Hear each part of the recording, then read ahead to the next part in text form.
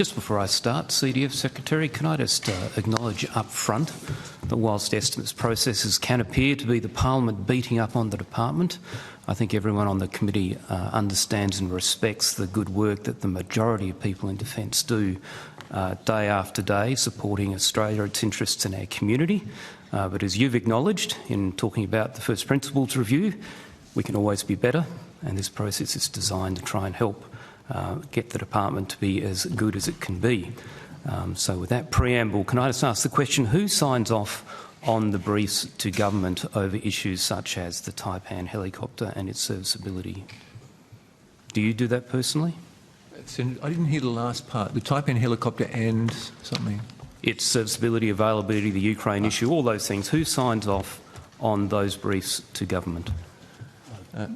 Senator, if I could, it does vary. Some submissions go from through the CDF and I. Occasionally there'll be a brief from the CDF or I. Other times it will be another appropriate officer in the department.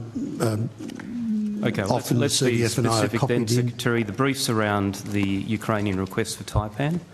Who authorised those briefs to government to provide the ministers with talking points? I don't. Senator, Hugh Jeffrey, Deputy Secretary, Strategy, Policy and Industry. As the Secretary said, it does vary, so we need to take it on notice. I think sometimes I can be signing the brief, sometimes it can be from Head of Military Strategic Commitments if it's a specific operational item. Sometimes it can be Head of Capability and Acquisition Group. Depends on the issue of the advice. So there's one issue here which is around whether or not we provide the helicopters. One of the outcomes of the First Principles Review is supposed to be accountability. Who is accountable? Who is responsible for approving the briefs that go to government over this issue of whether or not we donate the Taipan to Ukraine?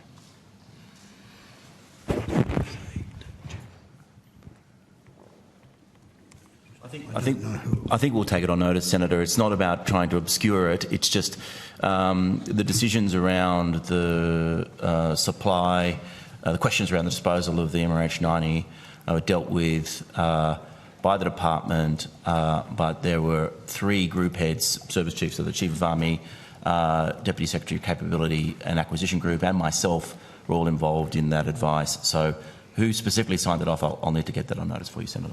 That would be useful. Given it's some years after the implementation of the First Principles Review, where the whole intent was to move away from a committee process where nobody actually took responsibility, I'm a little disappointed to hear that with an issue this live, we can't say who's responsible for advice to government.